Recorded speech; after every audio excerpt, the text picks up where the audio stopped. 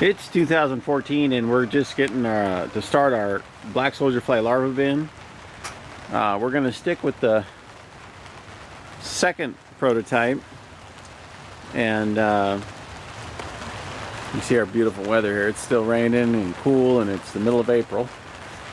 I kind of cheated. I went and ordered me 500 larvae that are about to pupate, and what I've put in here is some compost I've had going over the winter. It's bread and pig manure.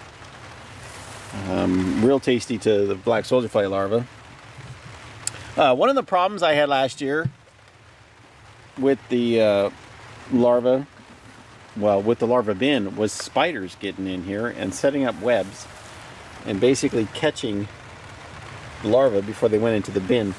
So that's just something to know and watch out for. It's good to watch your bin when they're starting to crawl out and pupate.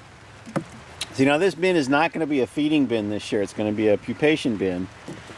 So what I'm going to do, or at least it's going to start that way. What I'm going to do here is I'm going to put soil in my catch trays, so the larvae can fall in there and pupate and then hatch and fly out.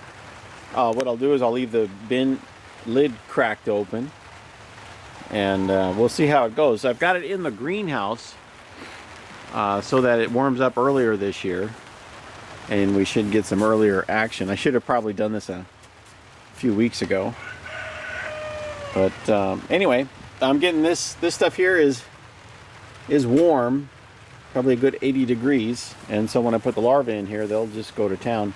What I'm going to do is I'll put a little more in here, I'll put the larvae in here, and then we'll look at it in a couple days and see how the larvae are doing.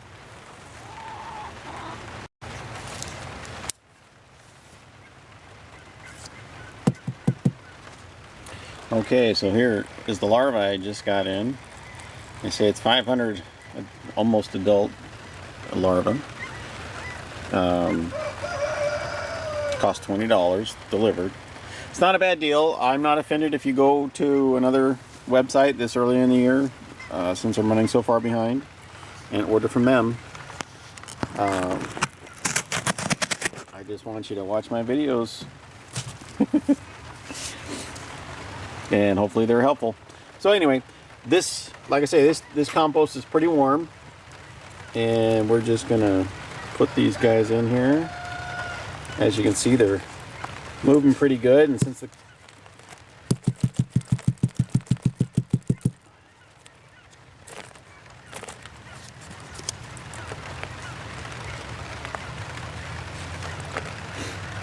plenty of good healthy larvae there.